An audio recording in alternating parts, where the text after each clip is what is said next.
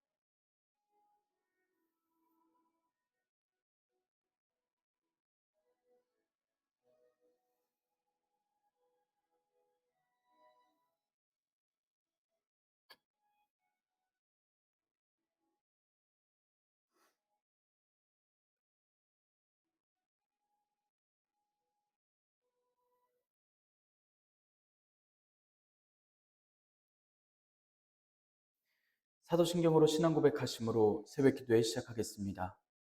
전능하사 천지를 만드신 하나님 아버지를 내가 믿사오며 그 외아들 우리 주 예수 그리스도를 믿사오니 이는 성령으로 잉태하사 동정녀 마리아에게 나시고 본디오 빌라도에게 고난을 받으사 십자가에 못 박혀 죽으시고 장사한 지 사흘 만에 죽은 자 가운데서 다시 살아나시며 하늘에 오르사 전능하신 하나님 우편에 앉아 계시다가 저리로서 산자와 죽은 자를 심판하러 오시리라. 성령을 믿사오며 거룩한 공회와 성도가 서로 교통하는 것과 죄를 사하여 주시는 것과 몸이 다시 사는 것과 영원히 사는 것을 믿사옵나이다. 아멘. 찬송가 260장 우리를 죄에서 구하시려입니다. 우리를 죄에서 구하시려 주 예수 십자가 지셨으니 기쁘게 부르세 할렐루야 나 구원 얻었네. 찬송하세 찬송하세 주님 나를 구하셨네. 찬송하세 찬송하세 주가 구원하셨네. 우리를 주께서 구했으니 이전에 행하던 악한 일과 주하고 더러운 모든 죄를 온전히 버렸네. 찬송하세 찬송하세 주님 나를 구하셨네. 찬송하세 찬송하세 주가 구원하셨네. 나 지금 죄에서 사함받아 거룩한 백성이 되었으니 이 육신 장막을 벗을 때도 겁날 것 없겠네. 찬송하세 찬송하세 주님 나를 구하셨네. 찬송하세 찬송하세 주가 구원하셨네. 우리가 이 세상 떠날 때에 예수의 손목을 굳게 잡고 영원히 즐거운 천국에서 주와 함께 살겠네. 찬송하세 찬송하세 주님 나를 구하셨네. 찬송하세 찬송하세 주가 구원하셨네. 아멘. 은혜롭고 자비로우신 하나님 아버지, 오늘도 새 하루를 허락하여 주시니 감사합니다. 주님께서 부르심을 듣고 모인 저희들 하나님께 찬양하고 기도할 때에 들어주시오며 저희를 받아주시옵소서. 하나님, 저희들에게 주님의 바른 가르침을 듣게 하시고 하나님께서 주신 복음에 대한 바른 생각과 또 개념을 알게 하셔서 언제나 주님의 사랑을 전하고 믿고 의지하며 살아갈 수 있는 저희들이 되도록 인도하여 주시옵소서. 이 시간 주님께서 허락하신 말씀을 읽습니다. 말씀 읽을 때 지혜를 허락하여 주셔서 말씀을 깨닫게 하여 주시고 주님께서 교회를 향하신 그 모든 뜻과 마음이 오늘 저희들에게 들리워지고 주님께서 기뻐하시는 교회가 되어갈 수 있도록 인도하여 주시옵소서. 이 모든 말씀 우리 주 예수 그리스도의 이름으로 기도드리옵나이다. 아멘. 고린도후서 3장 6절에서 11절의 말씀입니다. 그가 또한 우리를 새 언약의 일꾼 되기에 만족하게 하셨으니 율법 조문으로 하지 아니하고 오직 영으로 함이니 율법 조문은 죽이는 것이요 영은 살리는 것이니라. 돌에 써서 새긴 죽게 하는 율법 조문의 직분도 영광이 있어 이스라엘 자손들은 모세의 얼굴에 없어질 영광 때문에도 그 얼굴을 주목하지 못하였거든. 하물며 영의 직분은 더욱 영광이 있지 아니하겠느냐. 정죄의 직분도 영광이 있은즉 의의 직분은 영광이 더욱 넘치리라. 영광되었던 것이 더 큰 영광으로 말미암아 이에 영광될 것이 없으나 없어질 것도 영광으로 말미암았은즉 길이 있을 것은 더욱 영광 가운데 있느니라. 아멘. 오늘도 하나님께서 예배 자리에 함께 하시는 여러분들에게 크신 은혜와 평강을 내려주시기를 원합니다. 함께 고린도서의 말씀을 읽고 있습니다. 고린도 교회에게 바울 사도가 사도라는 것을 알려줌으로써 고린도 교회가 바른 믿음을 가질 수 있도록 인도하여 주는, 그래서 복음을 배척하지 않을 수 있도록 알려주는 말씀을 전합니다. 고린도 교회에는 여러 차례 편지도 썼고 방문을 했지만 교회의 문제에는, 그리고 그들이 생각하는 일들에는 큰 차도가 없었고 고린도 교인들 중 일부는 바울 사도를 의심하고 또 잘못 가르치는 이들도 있었습니다. 바울 사도가 고린도를 들리기로 해놓고 들리지 않았다라는 이유도 그러한 이유였습니다. 이런 선동하는 목소리에 미혹될 위기에 처한 교회에게 바울 사도가 그러한 것들이 아니었다고, 사도가 맞다라고, 그리고 교회를 방문하지 않은 이유는 있다라고 분명히 알려주고 가르치는 말씀입니다.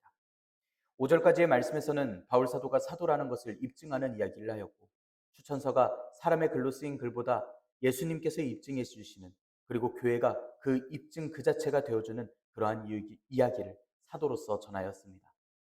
그리고 바울 사도는 바울 사도를 포함한 사도들이 갖고 있는 만족함을 하나님으로서 고백하였습니다. 오늘 말씀에서는 그 하나님께서 사도들을 새 언약의 일꾼으로 삼으셨음을 가르치고 고백합니다. 바울 사도는 새 언약에 대해서 이야기를 합니다. 언약이라는 원어는 말씀의 약속이라는 말인데, 이 원어의 참뜻은 마지막 유언을 나타낼 때 쓰는 원어입니다. 유언은 늘 죽음과 동반되는 이야기입니다. 옛 언약에서도 짐승의 피 흘림을 통해서 속죄하여 주신 하나님의 은혜가 있었고, 새 언약의 이야기는 예수님께서 돌아가심으로 말미암아 속죄함의 은혜를 얻은 유언의 의미를 포함하고 있습니다.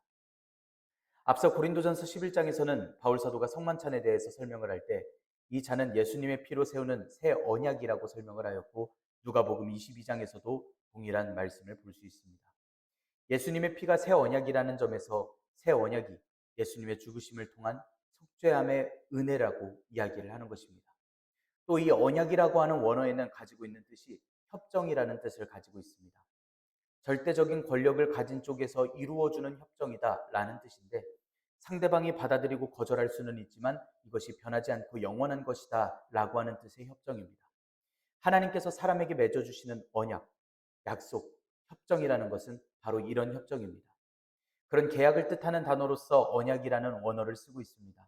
그렇기 때문에 바울 사도가 지금 이야기하고 있는 새 언약은 옛 언약, 곧 모세의 율법이 아니라 하나님께서 죄인을 구원하시기 위하여 말씀을 이 세상에 보내셨고, 이 땅에 오신 예수님께서는 죄인들을 구속하시기 위해 십자가의 보혈을 흘리셨으며, 그렇게 돌아가시고 다시 사신 예수님을 믿음으로 이 십자가의 보혈의 공로를 힘입는 자라면 누구든지 구원을 받는다라고 하는 결코 변하지 않는 약속이 바로 하나님께서 정해주신 언약, 협정입니다. 그리고 바울 사도는 이 협정이라고 불리우는 복음을 이방인들에게 전해주기 위하여 사도로서 세움을 받았습니다. 그리고 바울 사도를 포함한 다른 사도들이 부르심을 받은 게 어떠한 방식이었는지에 대해서 이야기합니다. 말씀에서 율법 조문이라고 표현하는데 이건 구약에서 이야기를 하는 율법을 이야기를 합니다. 그리고 이 조문으로 하지 않고 영으로 하였다라는 말은 복음을 깨닫게 하시고 선포하게 하시는 성령님의 역사하심으로 하였다라는 뜻입니다. 그런데 바울 사도는 이 조문을 죽이는 것으로 성령님의 역사하심을 살리는 것으로 이야기를 하면서 새 언약과 옛 언약을 비교하면서 이야기하고 있습니다. 바울 사도는 지금 말씀에서 율법을 완전히 부정하겠다라는 이야기가 아닙니다. 바울 사도가 이야기하고 있는 율법의 무익함, 죽이는 것에 대한 이야기는 예수님의 말씀, 복음을 무시하고 사랑 없는 율법으로만 그 글자로만 교회 생활을 논하고 바울 사도와 사도들을 그리고 예수님을 배격하던 그 일부 사람들을 염두에 두고 그 거짓 교사들을 염두에 두고 하는 이야기입니다. 이제는 어렴풋이 고린도 교회 내부에 침투해 있었던 그 거짓 선생들의 주장이 보이는 말씀이 되기도 합니다. 바울 사도는 거짓 사도들을 위험 요소로서 여기고 교회에게 조심하기를, 그리고 이 편지를 읽는 거짓 사도들에게 나가기를 그리고 돌아오기를 강하게 경고하고 있습니다. 바울 사도는 모세가 시내산에서 율법을 수여받고 또 산 아래에 있었던 백성들에게 내려오는 출애굽기 34장의 말씀을 떠올리면서 7절의 말씀을 썼습니다. 하나님께서 모세에게 허락하신 그 율법은 두 돌판에 기록되었습니다. 그래서 바울 사도는 여기서 그 율법을 돌에 써서 새긴 것이라고 언급을 합니다. 그런데 여기서 죽게 하는 율법 조문의 직분이라고 하는 부분은 생각해 볼 필요가 있는 말입니다. 원어대로 해석하자면 문자 안에 있는 죽음의 사역이라는 원어이고 문자 안에 있는 그 사역이 죽음을 일으키는 사역이라는 뜻이 아니게 됩니다. 이건 율법은 죄를 지으면 죽는다라고 선고를 하기 때문에 죽음의 사역이라는 뜻이지 율법이 사람으로 하여금 죽게 한다라는 뜻이 아닙니다. 앞서 6절의 말씀에서 이야기를 하듯이 바울 사도가 율법을 악하게 본 것이 절대 아닙니다. 그리고 그것이 결코 죽음의 원인도 아닙니다. 죽음을 일으키는 건 죄이고 율법은 단지 그 죄를 죄로서 생각나게 해줄 뿐입니다. 그리고 여기서 반드시 생각해야 할 건 조문의 직분이건 영의 직분이건 두 사역 모두 하나님께로부터라는 것입니다. 이런 의미에서 사역이라고 하는 건 어느 것 할 것 없이 모두 하나님께서 보여주시는 영광이 존재합니다. 7절의 말씀에서 바울 사도가 율법의 권위를 훼손하지 않기 위해서 안간 힘을 쓰고 있음이 분명히 드러나는데 바울 사도는 율법에 대해서 영광이 있다라고 이야기를 하는데 이 또한 같은 맥락에서 이해가 됩니다. 모세가 시내산에서 율법 곧 십계명이 적힌 두 돌판을 들고 내려왔을 때 모세의 얼굴에는 찬란한 영광이 있었습니다. 이 영광이 얼마나 찬란했던지 백성들은 모세의 얼굴을 똑바로 쳐다볼 수도 없었습니다. 그리고 이건 하나님의 영광, 하나님의 임재하심을 뜻하는 것입니다. 율법 역시 하나님께서 시작하시는 것이기 때문에 당연히 영광스러운 것입니다. 이스라엘 백성이 감히 모세의 얼굴을 쳐다보지 못했던 건 그 얼굴에서 발한 광채 때문이었는데 그런데 그 영광조차 영구히 지속되질 않았습니다. 없어질 영광이라고 이야기를 하는 건 폐지한다라는 원어로서 곧 폐지될 영광, 곧 사라질 영광이라는 뜻입니다. 모세 얼굴에 광채가 나고 있었던 그 영광은 과거의 시점에서 이미 사라지고 없어졌다라는 것입니다. 하나님께서는 모세의 간구를 들어주시고 그 은혜를 통해서 이스라엘 백성들을 인도하시고 율법을 허락해 주셨습니다. 그리고 그 율법은 하나님께서 친히 기록해 주셨다는 점에서 무의미하거나 무가치한 것이라고 할 수 없습니다. 바울 사도는 바로 이것을 가지고 7절에서 율법의 직분의 영광에 대해서 이야기합니다. 그런데 바울 사도가 여기서 이야기하려는 건 단순히 율법의 직분의 영광이 아닙니다. 영의 직분이 조문의 직분보다 더 영광스러운 것이라고 하는 그 이치를 이야기하고자 합니다. 조금 더 안 좋은 것에서 조금 더 좋은 것으로 나아감을 표현하고 있는 원어를 씁니다. 영광이 있지 않겠느냐라고 말하면서 이게 앞으로 미래가 이렇다라고 말하는 것이 아니라 이건 당연한 것이다라는 말투를 씁니다. 그래서 8절의 말씀은 영의 직분이 영광을 드러내는 것은 영의 활동이 있으면 영광은 당연히 따라오는 것이다 라는 뜻으로서 이야기하고 있습니다. 말하자면 율법의 직분의 영광이 모세의 얼굴에 빛나는 광채로 또한 회막 가운데 거룩한 하나님의 임재의 형태로 나타났었습니다. 하지만 그렇게 끝나버린 모세의 얼굴에서 끝나버린 그러한 광채, 그러한 영광과는 비교할 수 없게 그 영의 직분, 성령님께서 보이시는 그 영광은 지금 현재에 살아계셔서 역사하시고 계시고 계속해서 있다라는 표현을 전하고 있습니다. 모세가 중재함으로 말미암았던 그 조문의 직분은 그 영광은 시간의 경과에 따라서 없어졌고 일시적인 영광에 불과하였습니다. 하지만 영의 직분이 지닌 영광은 지금 영원히 계속해서 비추어질 영광이라 이야기하고 있는 것입니다. 모든 믿는 자의 마음 중에 하나님의 영광의 지식의 빛으로 그 빛은 새로운 협정의 영원한 중보자이신 예수님의 얼굴 가운데 나타나는 모습입니다. 조문의 직분은 인간에게 선한 것이 무엇인지 지시할 수는 있지만 선한 것들 자체에는 수여하지 못하고 의가 무엇인지 말을 해줄 수 있지만 의를 행할 수 있는 능력은 주지를 못합니다. 예수님께서 허락하신 의의 직분은 병과 치유로 비교를 해보자면 율법의 직분은 질병을 우리에게 보여주고 이게 질병이다라고 알려주는 그러한 역할이라면 복음의 직분은 희망이 없는 사람들에게 그 질병을 치유해주는 역할을 하고 있는 것입니다. 왜냐하면 율법은 인간을 홀로 내버려 두고 또한 인간이 살아갈 수 있는 그 방면을 제시해 주는 반면 필연적으로 그를 죽음에 이르도록 정죄하는 데 비해서 복음은 인간을 예수님께로 인도하기 때문에 그 생명의 문을 밝히 열어주시기 때문이라고 이해할 수 있는 것입니다. 9절의 말씀 함께 읽겠습니다. 정죄의 직분도 영광이 있은즉 의의 직분은 영광이 더욱 넘치리라. 그래서 바울 사도가 지금 이야기하려는 건 율법이 잘못됐음을 이야기하는 게 아닙니다. 하나님께서 주신 율법은 멸시되거나 폐기될 것이 아닙니다. 그래서 바울 사도는 이걸 정확하게 하기 위해서 의문의 직분에도 조문의 직분에도 영광이 있다라는 점을 이야기를 하고 있습니다. 9절의 말씀에 조문의 직분을 정죄의 직분으로 대체해서 그것이 영광을 지니고 있다라는 점을 분명하게 이야기하고 있습니다.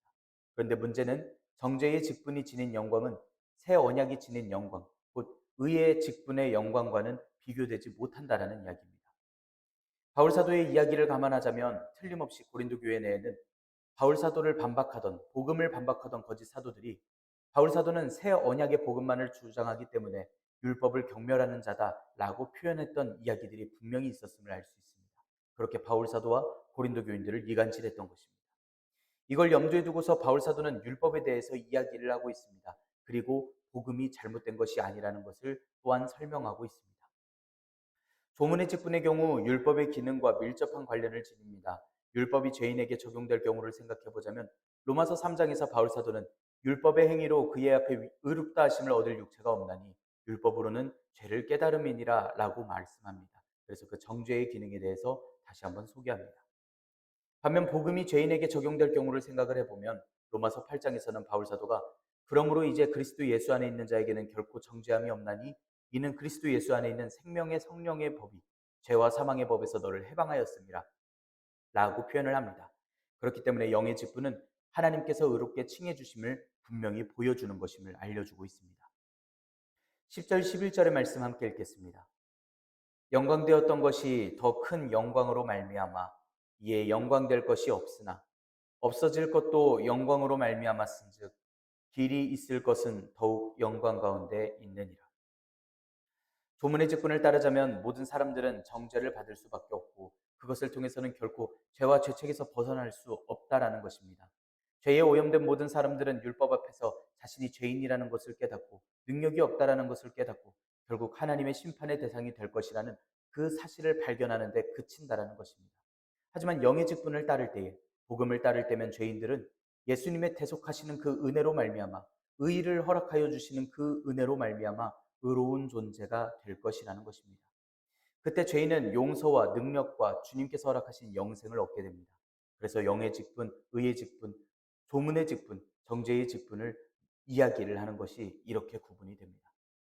그런 측면에서 이야기를 하자면 영의 직분은 조문의 직분보다 훨씬 더 큰 영광을 지닌다라고 이야기할 수 있겠습니다. 10절 말씀에서 이야기하는 이의 영광이 될 것이라고 이야기를 하는 이에라는 말은 이 부분에서는 이라고 한정짓는 말입니다. 모세가 영광을 받은 것은 바로 이러한 측면에만 한정된다라는 이야기입니다. 모세는 영과 의의 직무를 받지 못했고 정죄와 죽음의 직무만을 부여받았다라는 것입니다. 이런 바울 사도의 이야기는 바울 사도가 유대인이라는 점에서 더욱 놀라운 언급이 될 수밖에 없습니다. 바울 사도는 7절 이후에 계속해서 이야기를 한 율법과 복음을 비교하는 이야기, 곧 새 언약이 탁월하다라는 이야기를 11절에서 마무리하고 있습니다. 6절 말씀에서는 바울 사도가 전하는 복음을 새 언약이라고 명명하고 있습니다. 바울 사도는 그것이 의문으로 된 것이 아니라 영으로 된 것이라 이야기를 하고 있고 또 율법을 조문의 직분으로 복음을 영의 직분으로 대체하여 설명하고 있습니다. 그리고 이것을 다시 정죄의 직분과 의의 직분으로서 비교하는 그러한 말씀으로서 바울 사도는 오늘의 말씀을 전하는 것입니다. 그리고 각자의 직분이 지니고 있는 특징들을 비교하여 설명해 주는 것입니다. 이렇게 논리적으로 펼쳐놓은 바울 사도의 이야기는 너무나 당연할 수밖에 없는 하나님의 의에 대해서 바울 사도가 교회가 이해할 수 있고 교회가 당하고 있는 어려움에 대해서 열심히 대답해 주는 글입니다. 복음을 믿는다라는 건 무엇인지, 복음과 비교되는 그 율법이란 무엇인지, 교회를 힘들게 만들고 교회를 시험 들게 만드는 그들이 이야기하는 그 율법이라는 것은 대체 무엇인지 교회에게 설명해 주고 있는 것입니다. 그렇기 때문에 지금 당장 교회가 받아들인 복음이 어떠한 내용인지, 성령님께서 살아계셔서 사역하심이 얼마나 위대한 것이고 무엇을 따라가야 할 것이고 교회가 어떻게 바로 서야 하는지에 대해서 알려주는 글이 지금 바울 사도의 편지의 내용이라는 것입니다. 우리는 성령님의 능력과 힘 안에서 은혜와 지혜를 구해야 합니다. 바울 사도와 같이 확언해서 바른 믿음으로써 하나님께서 인도하심으로써 의의 직분으로서 살아갈 수 있기를 소망하고 또한 주님께서 허락하여 주신 그 지혜로서 우리가 알 수 있기를 소망합니다. 오늘 하루를 그리고 평생을 살아갈 때 하나님께서 주신 마음으로 바른 믿음을 지키며 복음을 선포하며 살아갈 수 있는 우리가 되길 원합니다. 율법은 알지만 복음을 모르던 세대, 하나님의 말씀은 알지만 사랑을 모르는 세대 속에 우리는 주님의 말씀과 사랑을 의지하며 전파하며 살아가는 우리가 오늘날 주님의 사도들이 되어야 할 줄 믿습니다. 오늘도 주님께서 허락하여 주신 말씀이, 주님께서 허락하여 주신 복음이 우리에게 늘 힘이 되고 소망이 되어서 바른 믿음으로써 바른 능력으로서 우리에게 적용이 되고 우리가 믿고 의지하며 살아갈 수 있기를 소망합니다. 기도하겠습니다. 은혜롭고 자비로우신 하나님 아버지, 저희들이 하나님의 영광을 위하여 또한 바른 믿음을 가지면서 살아갈 수 있도록 인도하여 주시니 감사합니다. 하나님, 저희들 오늘날 살아가는 세대 속에서 누군가는 하나님의 사랑을 알지 못하고 미혹하고 교회를 어렵게 만드는 일들 앞에 서 있습니다. 하나님, 저희가 주님 앞에 바로 서 있기를 원합니다. 하나님, 저희들을 가르쳐 주시고 인도하여 주셔서 주님의 기쁨으로 살아갈 수 있도록 주님의 복음의 선지자들이 될 수 있도록 인도하여 주시옵소서. 날마다 주님의 사랑을 전하는 영의 직분으로서 영광이 넘치는 것을 저희들의 삶에서 그리고 또 주님께서 보여주시는 그 영광을 저희들이 보기를 원합니다. 더욱 주님께서 비춰주시는 영광 가운데 주님과 함께 동행하는 그 가운데 살아갈 수 있도록 오늘 하루를 인도하여 주시옵소서. 날마다 저희를 주님의 소망으로 인도하여 주시옵소서. 주님께서 굳건하게 하시고 지혜를 주시고 능력을 주셔서 날마다 주님의 말씀에 합하여 주님께서 보시기에 기뻐하시는 그러한 삶을 올려드릴 수 있도록 저희를 인도하여 주시옵소서. 이 모든 말씀 우리 주 예수 그리스도의 이름으로 기도드리옵나이다. 아멘. 하늘에 계신 우리 아버지여, 이름이 거룩히 여김을 받으시오며 나라가 임하시오며 뜻이 하늘에서 이루어진 것 같이 땅에서도 이루어지이다. 오늘 우리에게 일용할 양식을 주시옵고 우리가 우리에게 죄 지은 자를 사하여 준 것 같이 우리 죄를 사하여 주시옵고 우리를 시험에 들게 하지 마시옵고 다만 악에서 구하시옵소서. 나라와 권세와 영광이 아버지께 영원히 있사옵나이다. 아멘.